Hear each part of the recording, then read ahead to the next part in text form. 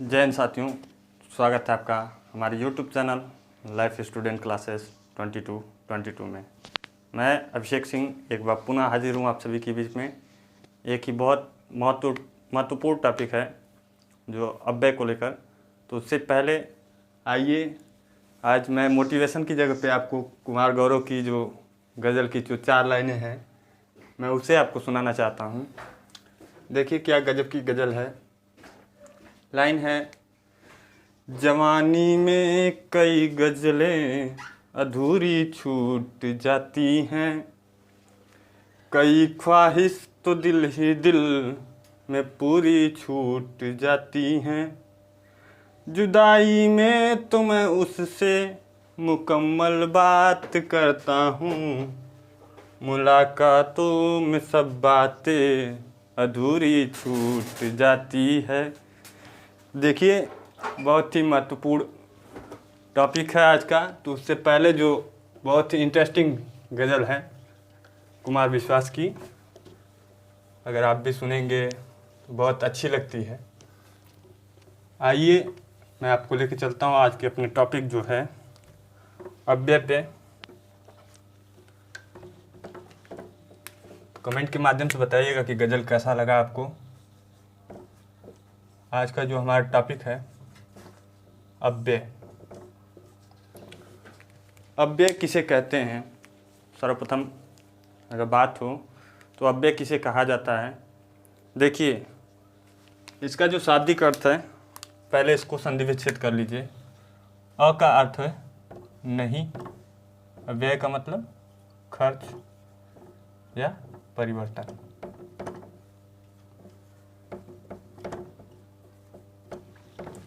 मतलब जिस शब्द का यदि परिवर्तन न किया जाए। परिवर्तन शब्द कैसे होते हैं तो आपको पता है होगा, लिंग, वचन और विभक्ति के अनुसार ही आपका जो है शब्द परिवर्तन होते हैं। तो इससे आप देखिए अव्यय का जो शाब्दिक अर्थ होगा कि जिस वाक्य को, जिस शब्द को अगर परिवर्तित न किया जाए वही क्या है, आपका अव्यय है। इसको देखिए संस्कृत में जैसे आप सुने होंगे, न वयम इति अव्ययम, जिसका व्यय न किया जा सके वही क्या है, अव्यय है। तो आइए आज आपको अव्यय के टॉपिक पे चलते हैं। अव्यय क्या है? एक आपका विकारी शब्द है। अव्यय क्या है? एक आपका विकारी शब्द है। क्यों? क्योंकि इसका जब आप देखेंगे तो इसको आप संज्ञा, सर्वनाम और उसमें मतलब लिंग, वचन और कारक के आधार पर इसमें कोई परिवर्तन नहीं किया जा सकता है। ठीक है। और इसके कुल टोटल 4 भेद होते हैं। तो आज इन्हीं भेदों पे हम चर्चा करेंगे। तो आइए आपको लेके चलते हैं हम पहले भेद की तरफ। अगर वीडियो अच्छी लगे मेरी तो चैनल को लाइक, सब्सक्राइब और शेयर करना न भूलिएगा। अगर आप लोग कुछ जादू भी देखना चाहते हैं, कुछ कला भी देखना चाहते हैं चैनल से, तो जो सब्सक्राइब का बटन है वहाँ पे 3 बार क्लिक कीजिएगा। 1 बार नहीं, 2 बार नहीं, बल्कि कितने, 3 बार करना है। अगर 3 बार क्लिक कीजिएगा, 3 बार करने के बाद देखिए क्या एक नया आपको देखने को मिलेगा जो आज तक किसी चैनल पे नहीं देखने को मिला हो। तो आइए चलिए पहला भेद हम चलते हैं। पहला है आपका क्रिया विशेषण अव्यय। क्रिया विशेषण अव्यय। देखिए क्रिया विशेषण अव्यय किसे कहते हैं? तो ऐसे अव्यय शब्द, ऐसे क्रिया विशेषण अव्यय शब्द जो क्रिया की विशेषता बताएं वही क्या है, क्रिया विशेषण अव्यय है। मैं इसकी डिफिनेशन लिख दूं, क्रिया की विशेषता बतलाने वाले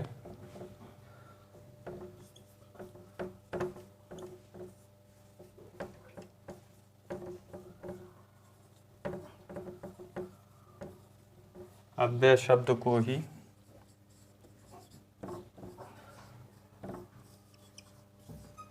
क्रिया विशेषण अव्यय कहते हैं।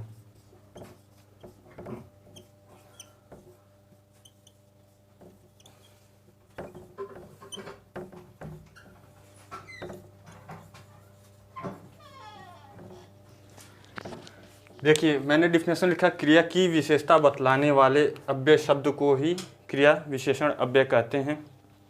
इसके कुल आपके 6 भेद होते हैं क्रिया विशेषण अव्यय के, और आपके अव्यय के कितने भेद हैं? 4 भेद हैं। तो आप देखेंगे इसके तो 4 भेद हैं, लेकिन इसके कुल कितने भेद हैं? तो इसके 6 भेद हैं। तो आइए इस 6 भेद पे हम चर्चा करते हैं। जो पहला है आपका स्थानवाचक।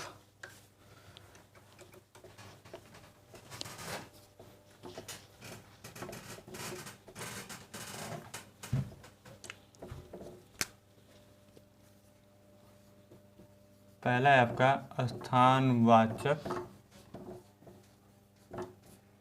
क्रिया विशेषण अव्यय। क्रिया विशेषण अव्यय। देखिए जिस क्रिया विशेषण अव्यय शब्द से किसी स्थान का बोध हो उसे ही स्थानवाचक क्रिया विशेषण अव्यय कहते हैं। डिफिनेशन आप देखते हैं।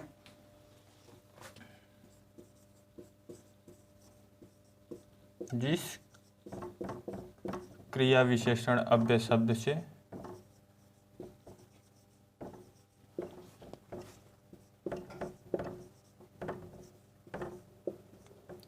स्थान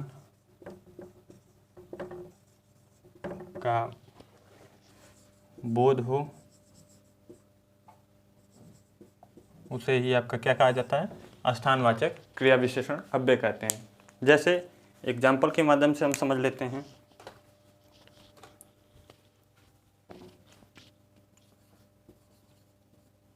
वह पेड़ के नीचे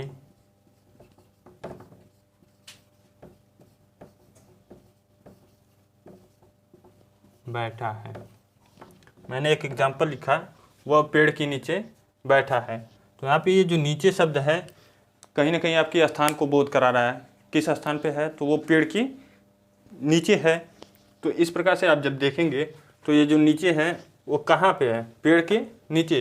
तो एक स्थान का बोध करा रहा है, जिससे आपको ये पता चलेगा कि ये जो नीचे शब्द है कैसा है? स्थानवाचक अव्यय है। ठीक है, दूसरा एग्जाम्पल ले लीजिए।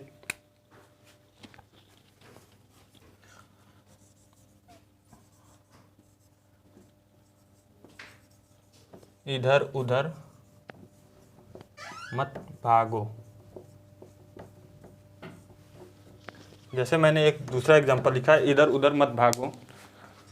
तो आप इसमें भी देखेंगे कुछ लड़के होते हैं जब सड़क पे चलेंगे तो उनको पता नहीं होता कि हमें राइट से चलना है लेफ़्ट से चलना है। तो लेफ़्ट की जगह राइट पे चलेंगे, राइट की जगह लेफ़्ट पे चलेंगे। तो जो बुज़ुर्ग होते हैं, जो अपने मतलब गाइडेंस होते हैं, अभिभावक होते हैं, वो उनको कहते हैं कि इधर उधर न भागो। मतलब कैसे? आपको किसी न किसी स्थान का बोध करा रहे हैं कि आप राइट में हैं तो राइट में चलिए, लेफ्ट में है तो लेफ्ट में चलिए। यानी ये क्या है? आपका स्थान का बोध करा रहा है। तो इसी को हम कहते क्या है? स्थानवाचक क्रिया विशेषण अव्यय कहते हैं। तो आप भली बात इसे समझ गए होंगे। आइए चलिए दूसरा जो हमारा है क्रिया विशेषण अव्यय का जो दूसरा पार्ट है उसको हम देखते हैं, कालवाचक।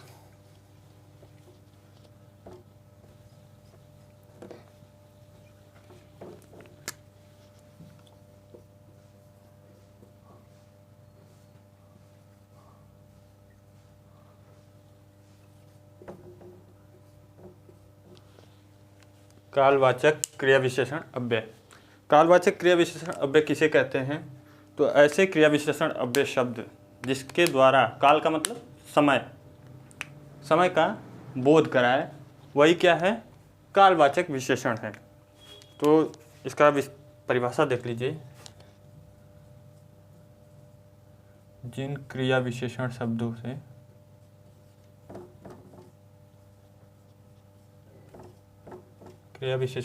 से काल या समय का बोध हो उसे ही कालवाचक क्रिया विशेषण अव्यय कहते हैं।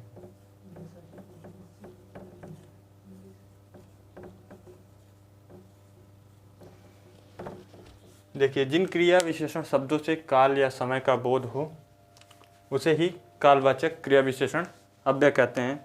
जैसे एग्जाम्पल देख लें,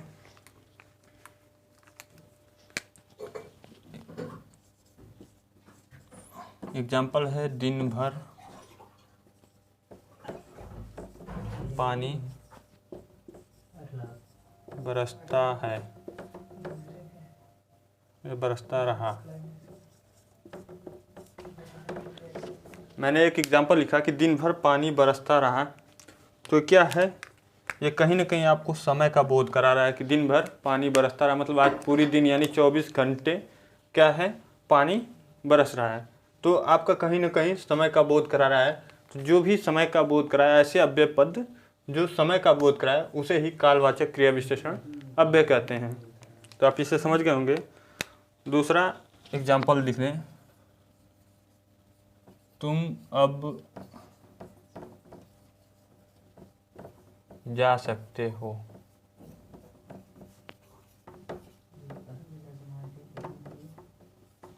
मैंने एग्जाम्पल लिखा तुम अब जा सकते हो, तो ये जो अब शब्द है ये क्या है, ये एक अव्यय शब्द है। तुम अब जा सकते हो मतलब कोई काम हो रहा था, मैंने कहा कि तुम अब जा सकते हो, यानी काम हो गया, अब जा सकते हो। ये कहीं ना कहीं अब का मतलब अभी, जस्ट, तो वो कहीं ना कहीं आपको क्या कर रहा है, समय का बोध करा रहा है। तो इस प्रकार से ये आप देख लिए, समझ लिए होंगे कि कालवाचक क्रिया विशेषण अव्यय किसे कहते हैं। आइए चलिए अब अगला चलते हैं परिमाणवाचक क्रिया विशेषण अव्यय पे।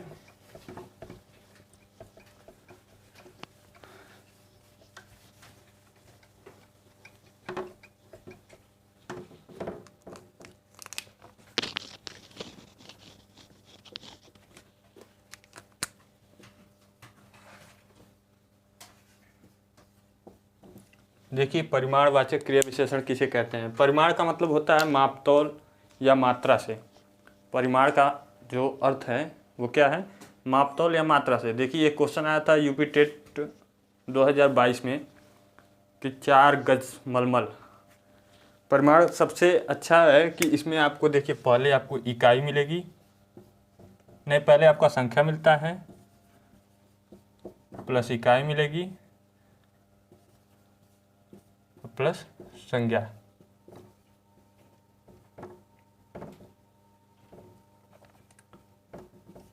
जो परिमाणवाचक होते हैं विशेषण में, जब मैं आपको पढ़ाया हूँ तब भी बताया हूँ, आज भी बता रहा हूँ, पहले आपको संख्या मिलती है, फिर इकाई मिलती है, फिर संज्ञा मिलता है। जैसे उस शब्द में था 4 गज मलमल।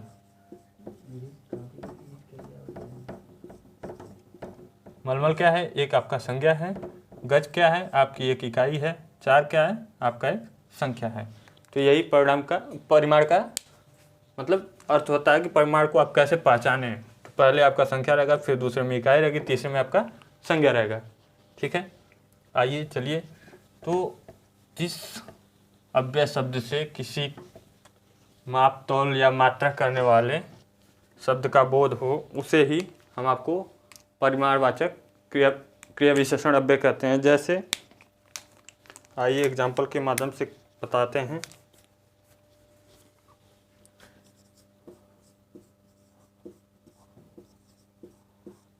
उतना खाओ जितना आवश्यक हो।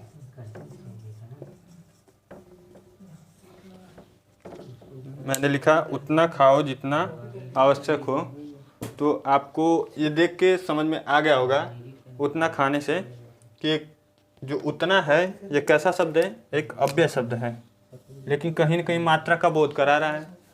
मात्रा का कैसे बोध करा रहा है, उतना, मैं कह दूँ थोड़ा सा, ये भी कहीं ना कहीं मात्रा का बोध करा रहा है। मैं कह दूँ उतना, ये भी कहीं ना कहीं मात्रा का बोध करा रहा है। तो जो भी मात्राएं का बोध कराए या किसी मापतौल वाली वस्तु का बोध कराए वो किस में आएगी, आपकी परिमाणवाचक क्रिया विशेषण में। दूसरा एग्जाम्पल ले लेते हैं। दूसरा एग्जाम्पल है रमेश बहुत बोलता है।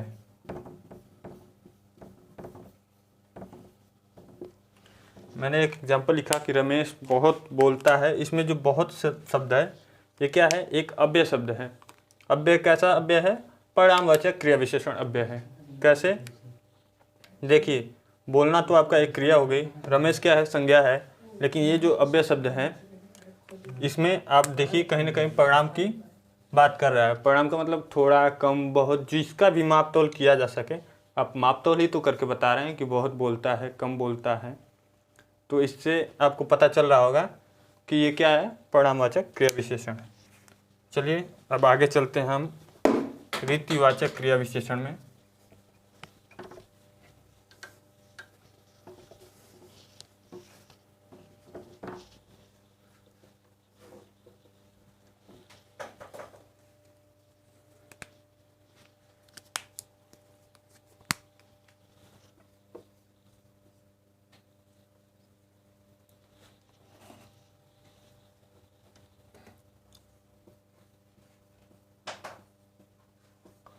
रीतिवाचक क्रिया विशेषण किसे कहते हैं, वह क्रिया विशेषण शब्द जिनसे क्रिया की विधि का पता चलता है।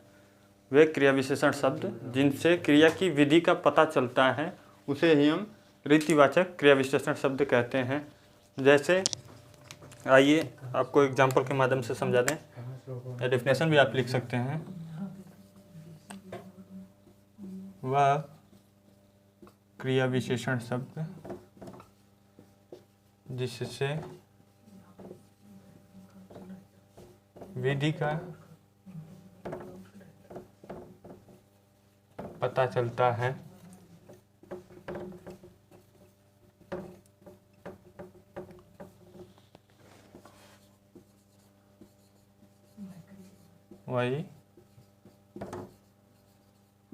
वही आपका रीतिवाचक क्रिया विशेषण कहलाता है।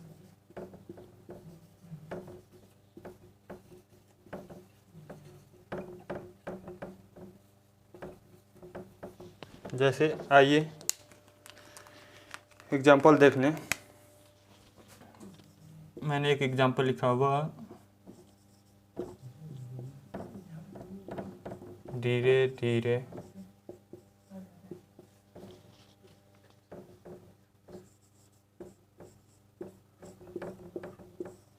चलता है। देखिए मैंने एक एग्जाम्पल लिखा हुआ, धीरे धीरे चलता है। इसमें आपका जो धीरे धीरे शब्द है ये क्या है, एक अव्यय शब्द है। वो भी कैसा अव्यय है, रीतिवाचक। हाँ, तो कहीं ना कहीं आपको विधि का पता चल रहा है कि कैसा चल रहा है, बहुत स्लोली मोशन में, मतलब धीरे धीरे गतिमान है। इसीलिए इसे हम क्या कहेंगे, रीतिवाचक क्रिया विशेषण शब्द कहेंगे। आइए दूसरे एग्जाम्पल देख लें।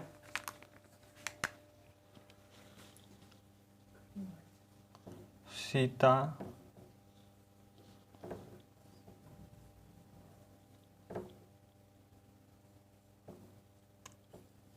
तेज तेज दौड़ती है। यानी मैंने दूसरा शब्द लिखा, सीता तेज तेज दौड़ती है, बहुत तेज दौड़ती है। ये क्या है आपका, कहीं ना कहीं रीति का बोध करा रहा है। तेज शब्द क्या है, रीतिवाचक क्रिया विशेषण शब्द है। तो इसको भी आप समझ गए होंगे। आइए अगला आपका देखा जाता है स्वीकारात्मक क्रिया विशेषण अव्यय। देखिए स्वीकारात्मक क्रिया विशेषण अव्यय किसे कहते हैं।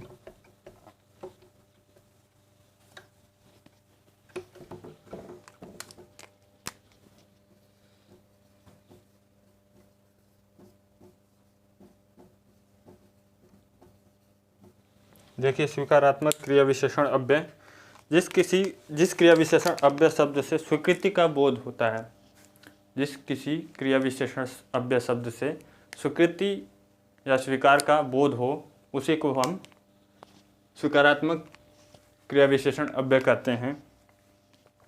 डेफिनेशन भी लिख सकते हैं। जिस किसी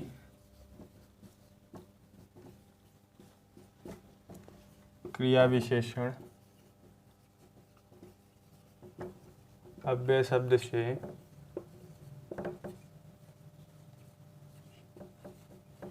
स्वीकृति का बोध हो,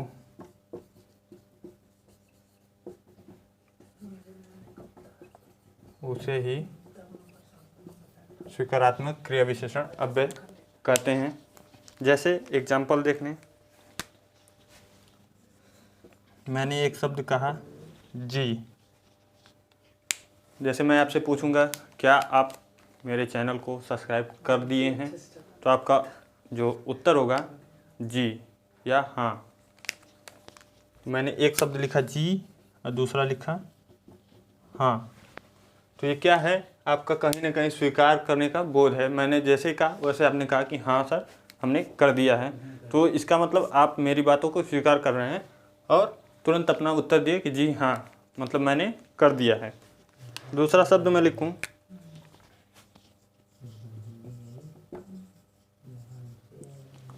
जैसे मैं लिख दूं कि अवश्य। मैंने एक शब्द लिखा अवश्य, मैं कह दूं इस चैनल को सब्सक्राइब करना, लाइक करना, कमेंट करना क्या है, अति अवश्य है या अवश्य ही करना पड़ेगा, तो आप उसे स्वीकार करेंगे। तो ये कहीं ना कहीं स्वीकार का बोध करा रहा है। और मैं लिख दूं आगे,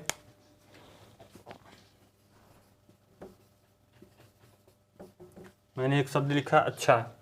मैंने जैसे कहा कि चैनल को सब्सक्राइब करना अवश्य है, तो आपने कहा अच्छा, मतलब मुझे करना पड़ेगा। तुरंत आप क्या कर रहे हैं, मेरी बातों को स्वीकार कर रहे हैं। तो स्वीकार करने का मतलब क्या है, वो एक स्वीकृति का बोध करा रहा है। मैं लिखूं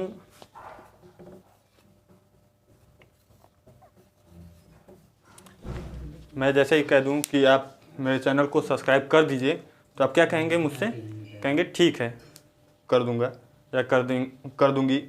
तो यहाँ पे जो आपका है ठीक क्या है, वो स्वीकारात्मक क्रिया विशेषण अव्यय है। तो आप इसे समझ गए होंगे। स्वीकारात्मक क्रिया विशेषण अव्यय उसे कहते हैं जिससे स्वीकृति का या स्वीकार का बोध हो। आइए आगे चलते हैं, निषेधात्मक जो क्रिया विशेषण अव्यय होते हैं।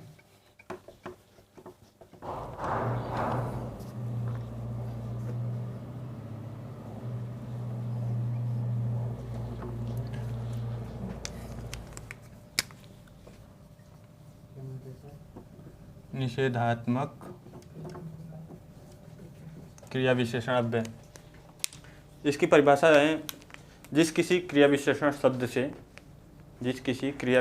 अव्यय शब्द से निषेध का बोध हो, उसे ही क्या कहा जाएगा, निषेधात्मक क्रिया विशेषण अव्यय कहा जाएगा।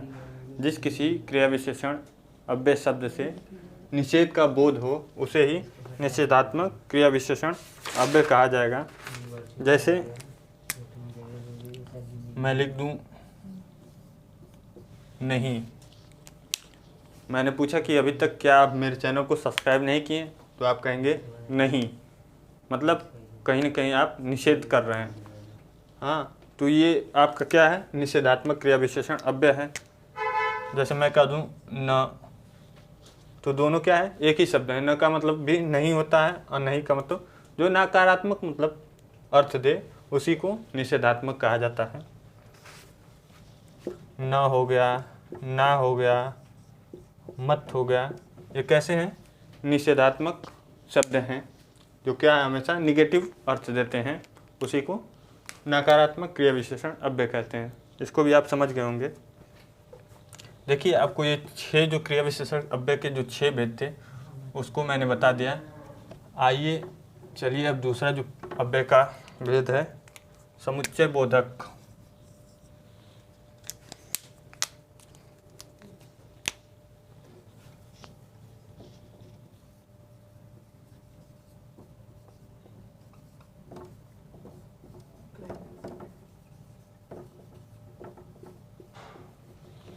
देखिए जिन अव्यय शब्दों से दो वाक्यों, दो शब्दों या दो उपवाक्यों को जोड़ा जाता है, जिन अव्यय शब्दों के माध्यम से दो शब्दों, दो उपवाक्यों या दो वाक्यों को जोड़ा जाता है, उसी को क्या कहा जाता है, समुच्चय बोधक कहा जाता है।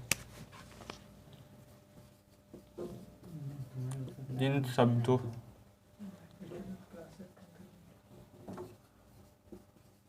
अव्यय शब्दों से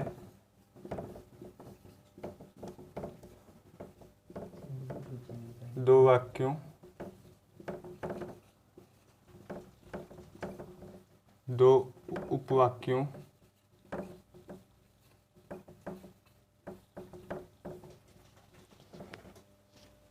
और दो शब्दों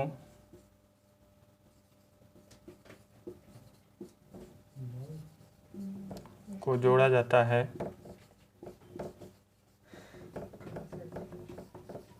उसे क्या कहा जाता है? समुच्चय बोधक अव्यय कहा जाता है। तो आइए एग्जाम्पल देख लें।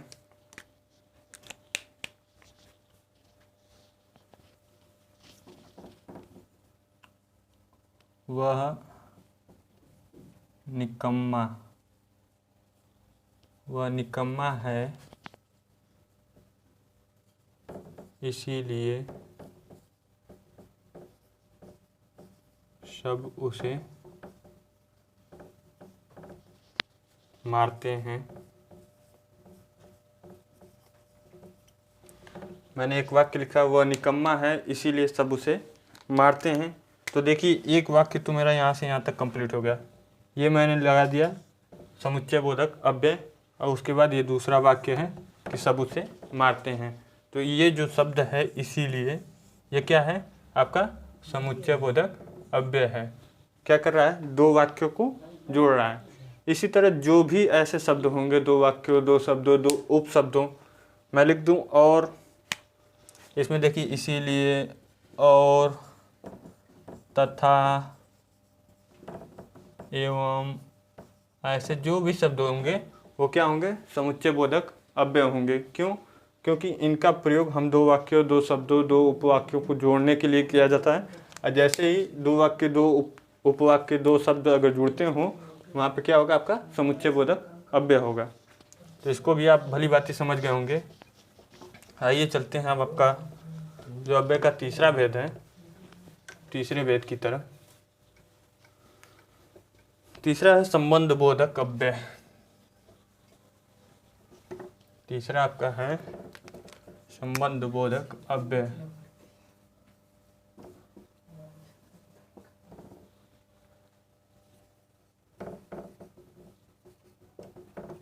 देखिए संबंध बोधक अव्यय किसे कहते हैं? जो अव्यय शब्द संज्ञा या सर्वनाम की, जो अव्यय शब्द संज्ञा या सर्वनाम के बाद आते हैं एवं उनका संबंध वाक्यों के दूसरे पदों के साथ बतलाते हैं।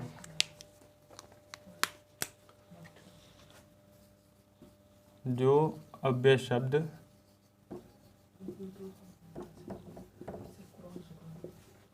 संज्ञा या सर्वनाम के बाद आते हैं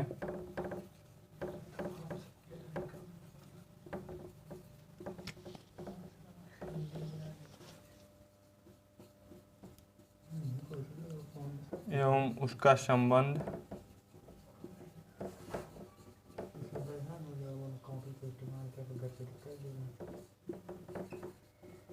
वाक्य के दूसरे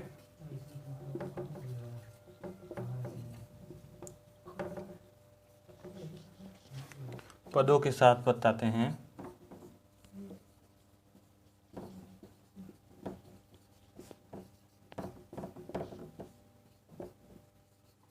उसे हम क्या कहते हैं? संबंध बोधक अव्यय कहते हैं। देखिए जो अव्यय शब्द संज्ञा या सर्वनाम के बाद आते हैं एवं उसका संबंध वाक्य के दूसरे पदों के साथ बतलाते हैं, उसी को हम क्या कहते हैं? संबंध बोधक अव्यय कहते हैं। जैसे एग्जाम्पल देख लें।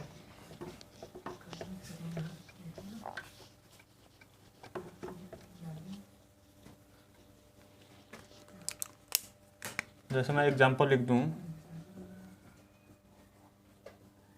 खुशी के मारे वह पागल हो गया। देखिए मैंने एक वाक्य लिखा हूँ, खुशी के मारे वह पागल हो गया। तो ये जो शब्द है मारे वाला, ये क्या है? आपका संबंध बोधक अव्यय है। किस चीज़ के लिए? खुशी से।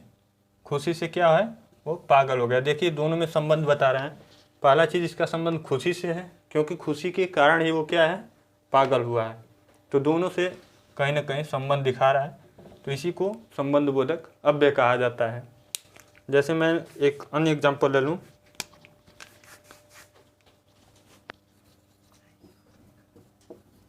छत के ऊपर लड़की नाच रही है।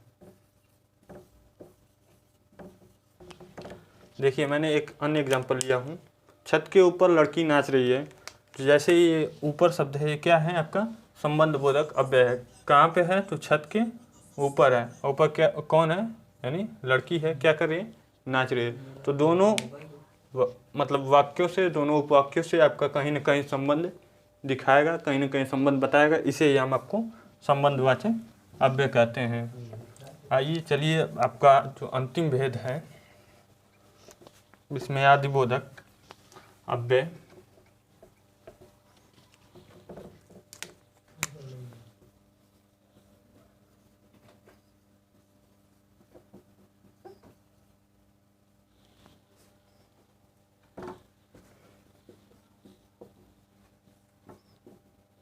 विस्मयादिबोधक अव्यय किसे कहते हैं, ऐसे अव्यय शब्द जिससे विस्मय का बोध हो, ऐसे अव्यय शब्द जिससे विस्मय का बोध हो। विस्मय का मतलब हर्ष, घृणा, उल्लास, हाँ, इन सब का जो बोध होता है उसी को हम विस्मयादिबोधक अव्यय कहते हैं।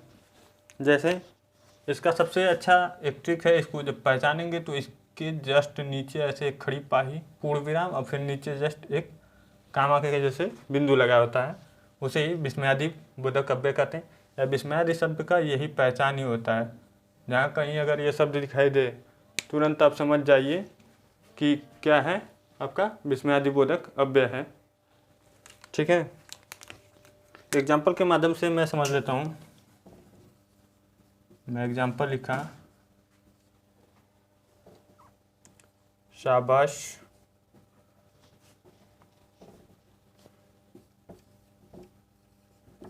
तुम बहुत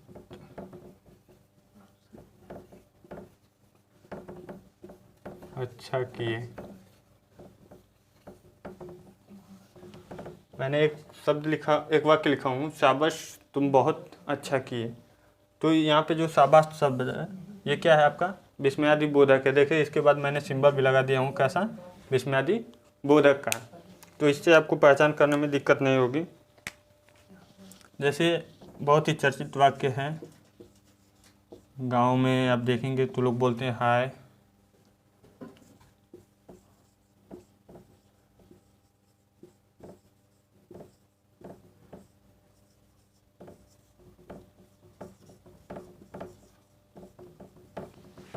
जैसे एक वाक्य है, हाय राम, ये क्या कर दिया। तो हाय के बाद जस्ट मैंने विस्मयादिबोधक का जो चिन्ह है उसको लगाया हूँ। उससे इसमें क्या है, आपका कहीं ना कहीं खुशी, कहीं ना कहीं आपका दुख, घृणा, क्रोध, ऐसी जो इच्छाएं जो होती हैं वो उसी का बोध कराया जाता है। इसी को आपको क्या कहा जाएगा, विस्मयादिबोधक कहा जाएगा। आप ये अच्छी तरीके से समझ गए होंगे जो चारों भेद मैंने बताया। आइए एक शब्द आता है आपका निपात, उसे भी बता दें।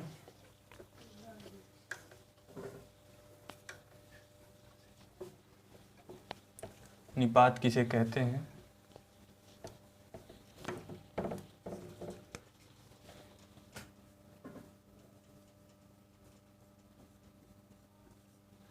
देखिए निपात वे सहायक अव्यय पद जो वाक्य में या वाक्य समूहों को बल प्रदान करते हैं। वे अव्यय पद जो वाक्य में या वाक्य समूहों को बल प्रदान करते हैं उसी को हम निपात कहते हैं। शॉर्टकट में लिख देता हूँ, जो वाक्य में या वाक्य पद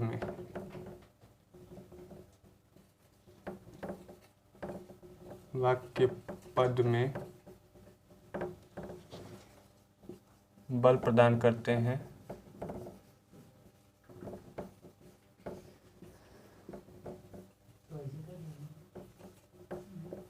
उसे ही निपात कहा जाता है।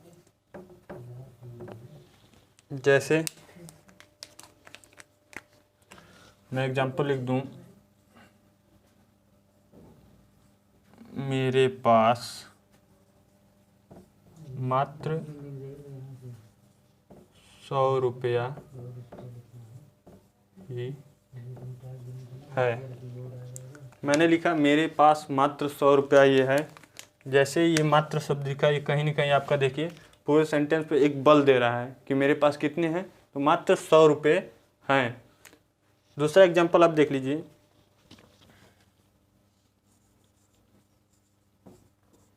कविता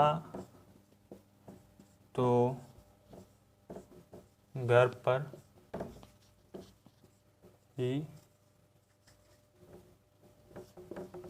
रहेगी। मान लीजिए कोई फैमिली है, उसमें किसी लड़की का नाम कविता है, तो उसके मम्मी पापा ने बोला कविता तो घर पे ही रहेगी। तो ये जो तो शब्द है ये आपका निपात है, इसका कोई अर्थ नहीं है, लेकिन कहीं ना कहीं आके आपको क्या कर रहा है, वाक्य में बल प्रदान कर रहा है। तो इसी को निपात कहा जाता है। तो आपको भली भांति मैंने अव्यय के जो सभी भेद थे उसको भी बता दिया, उसके साथ साथ जो निपात हो उनको भी मैंने बता दिया। अव्यय के टोटल 4 भेद होते हैं, जिसमें क्रिया विशेषण अव्यय के कुल अकेले 6 भेद होते हैं। तो पूरी वीडियो आप अच्छे तरीके से देखिएगा। पूरे आपको अगर कभी अभी भी कुछ डाउट इसमें लग रहा हो तो आप कमेंट कीजिए और वीडियो के माध्यम से हमें बताइएगा कि आपको वीडियो कैसा लगा। अगर वीडियो अच्छी लगती हो तो लाइक, शेयर और सब्सक्राइब ज़रूर कीजिएगा और आगे अपने मित्रों को भी सेंड कीजिएगा, जिससे मुझे वीडियो बनाने में मदद मिले। धन्यवाद।